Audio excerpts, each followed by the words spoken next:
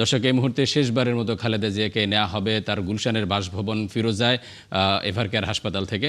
সেই বিষয়গুলো নিয়ে জানাতে আমাদের সাথে সহকর্মী মোহন ইসলাম ও মাইনুল মারুফ রয়েছেন। আমরা যেতে চাই মাইনুল মারুফের কাছে। মারুফ, খালেদা জিয়াকে শেষবারের মতো বরণ করতে ফিরোজার প্রস্তুতি কেমন দেখছেন এবং স্বজনদের যে স্মৃতিচারণ সেই বিষয়টি আপনার মাধ্যমে আমরা দর্শকদেরকে জানাতে চাই। এর আগেও কিন্তু বেশ কয়েকবার ফিরোজা থেকে তিনি এবারকার হাসপাতালে গিয়েছেন, চিকিৎসা শেষে আবারও কিন্তু ফিরে এসেছেন। তবে এবারে ফেরাটা কিন্তু একদমই ভিন্ন রকম। তিনি এবার গিয়েছেন, তবে যেই আগে সুস্থ হয়ে ফিরে এসেছেন, তবে এবার কিন্তু তার মরদেহ আসবে এবারকার হাসপাতালে এবং সর্বশেষবারের মতো কিন্তু এবারকার হাসপাতাল থেকে এখানে ফিরোজায় তার কিন্তু মরদেহ আসছে এবং এটাই কিন্তু সর্বশেষ। এরপর কিন্তু আর কখনো খালেদা জিয়া ফিরবেন না এই বাসভবনে। এবং আমার সাথে কিন্তু আমার সহকর্মী মোহন কিন্তু এখানে আছেন এবং আজকে যে এবারকার হাসপাতাল থেকে এখানে আসা এবং পরবর্তীতে যে সকল কার্যক্রম রয়েছে সে কার্যক্রমের বিষয়ে কিন্তু আমি তার কাছ থেকে জেনে নেব একটু। মোহন, আজকে ঠিক কখন নাগাদ এবারকার হাসপাতাল থেকে ফিরোজায় বেগম খালেদা জিয়ার মরদেহ এখানে আনা হতে পারে? মাইনুল, আমরা জেনেছি বেগম খালেদা জিয়ার মরদেহ সকাল 9টার পরে এভারকেয়ার হাসপাতাল থেকে বের করা হবে। সেখানে কিছু আনুষ্ঠানিকতা রয়েছে, গোসলের রয়েছে। আপনি জানেন যে মুসলিম রীতিনীতি অনুযায়ী সেই বিষয়গুলো সম্পন্ন করার পর এই আপনার এখানে ফিরোজায় নিয়ে আসবে। আপনি জানেন যে তিনি 2010 সালে যখন তার ক্যান্টনমেন্টের বাসা থেকে তৎকালীন ফ্যাসিস্ট আওয়ামী লীগ সরকার তাকে যখন বের করে দেয় এক কাপড়ে, তারপরে কিন্তু তিনি এই বাসায় ওঠেন এবং দীর্ঘ বছর এই বাসাটা তার জন্য সাক্ষী। তিনি যখন তাকে একটি রাজনৈতিক মামলায় কারাগারে নিয়ে যাওয়া হয়, তার আগ পর্যন্ত কিন্তু তিনি এই বাসায় ছিলেন এবং যখন মুক্তি পান তখনও কিন্তু এই বাসায় আসেন।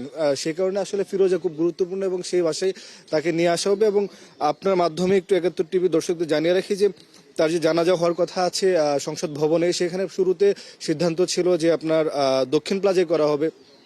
পরবর্তীতে বেগম খালেদা জিয়া যেহেতু আপনার বাংলাদেশের সবচেয়ে আইকনিক নেতা, তার জানাজায় বিপুল মানুষ সমাগম হতে পারে, সেই বিষয় চিন্তা করে অন্তর্বর্তী সরকার কিন্তু তার জানাজার স্থান দক্ষিণ প্লাজার পরিবর্তে মানিক মিয়া এভিনিউর যে পশ্চিম প্রান্ত সেখানে কফিন রাখবে এবং সেদিক থেকে কিন্তু তার যে লোকজন বা জানাজায় অংশগ্রহণকারী যারা থাকবেন তাদেরকে কিন্তু রাখা হবে বলে আমরা জেনেছি।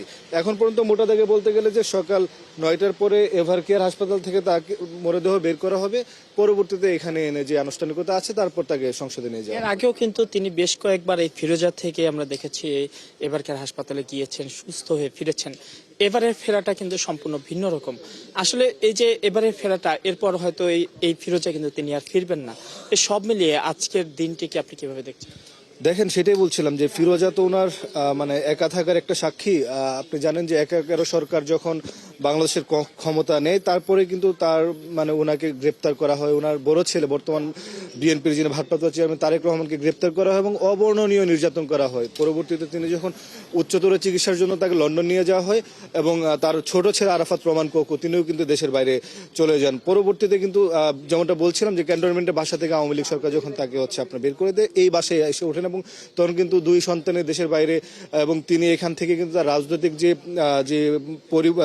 যে আপনার লড়াই সংগ্রাম পুরো কিন্তু ফিরোজা থেকে করেছেন এবং এই ফিরোজা আসলে তার জন্য একটি নীরব সাক্ষী, ফ্যামিলি বিন একটি মানুষ এখানে থেকে বাংলাদেশের মানুষের জন্য কাজ করে গিয়েছে। সেই জায়গা থেকে বলা যায় যে এটা ইতিহাসের একটি জায়গা হয়ে থাকবে। এটা তো তার নিঃসঙ্গ জীবনের, একাকী ছিলেন, এখানে অনেকটা গৃহবন্দী অবস্থায় ছিলেন, সেই বিষয়গুলোরও কিন্তু সাক্ষী কিন্তু এই ফিরোজা, এমনটি কি? এই যে আমরা যেখানে দাঁড়িয়ে আছি মাইনুল, এইটাই কিন্তু যে ফিরোজার রাস্তার এখানে কিন্তু বালু ট্রাক যেটা বলা হয় 2014 সালে যখন আওয়ামী লীগ সরকার যখন একতরফা নির্বাচন করে ফেলে 153টা আসনে, তারা কোনো সংসদ নির্বাচনে কোনো কন্টেস্টই হয়নি, বিনা ভোটে ভোট হয়ে যায়। সেইখানে কিন্তু এই জায়গায় কিন্তু এই বালু ট্রাক রেখে তার রাস্তা বন্ধ করে দেয় এবং তাকে যে ঢাকামুখী যে একটি সমাবেশ ছিল সেই সমাবেশে যেতে দেওয়া হয় না এবং নির্বাচন পর্যন্ত তাকে কিন্তু গৃহবন্দী করে রাখা হয়। সেই জায়গা থেকে বলছিলাম যে বাংলাদেশের রাজনীতির একটি বড় অংশ কিন্তু এই ফিরোজা কেন্দ্রিক এবং বেগম খালেদা জিয়া কেন্দ্রিক এবং বেগম খালেদা জিয়া যেদিন থেকে এই ফিরোজায় আসেন এবং সেদিক থেকে কিন্তু তার যে লড়াই সংগ্রাম এবং কারাবাস, তার সন্তান এবং আরাফাত রহমান কোকোর যখন লাশ মরদেহ আসে দেশে, আপনি জানেন 2015 সালে তিনি মারা যান মালয়েশিয়াতে এবং বাংলাদেশে নিয়ে আসা হয়। সেই জায়গায় কিন্তু এই ফিরোজাই সাক্ষী এবং সেদিক থেকে চেয়ারপারসনের কার্যালয়ে নিয়ে যাওয়া হয়।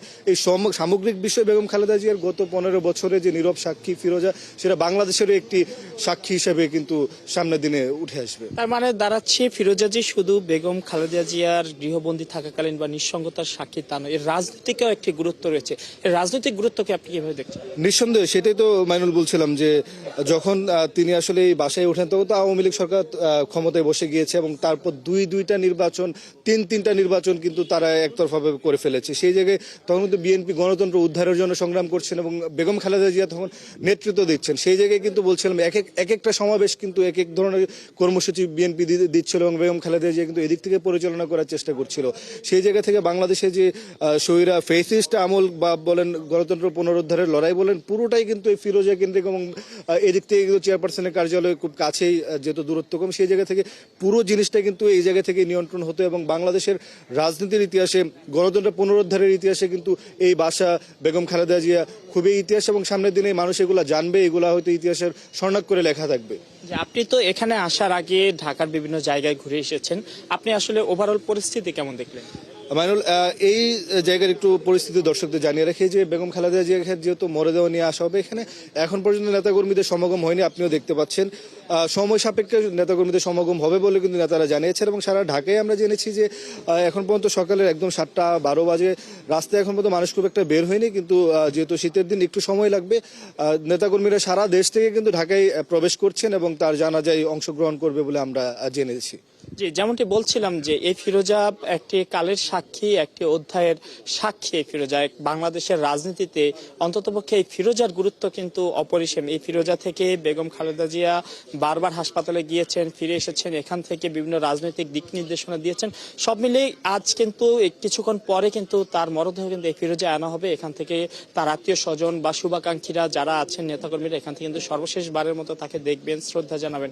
এরপর কিন্তু তার মরদেহ নিয়ে যাওয়া হবে সংসদ ভবনে, সেখানে তার জানাজা শেষে দাফন করা হবে তার প্রয়াত স্বামী শহীদ প্রেসিডেন্ট জিয়াউর রহমানের কবরের পাশে। মারুফ, আপনাকে অসংখ্য ধন্যবাদ। আপনি সেখানেই থাকুন। আপনার মাধ্যমে দর্শকদেরকে আমরা দেখাতে চাই 71-এর পর্দায় খালেদা জিয়াকে যখন এভার কেয়ার থেকে ফিরোজায় নেওয়া হবে সেই বিষয়গুলো বিস্তারিত যখন জানাবেন আমাদেরকে।